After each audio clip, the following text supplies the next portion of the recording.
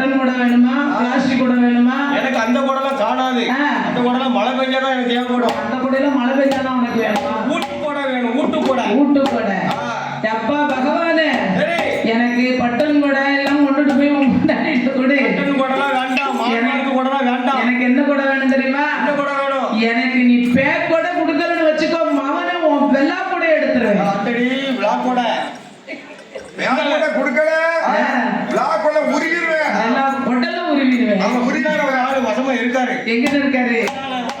இதால இருக்காரா? ஆமா. அவருக்கு இழுத்து உருவிட வேண்டியதானே? முடிஞ்சீங்க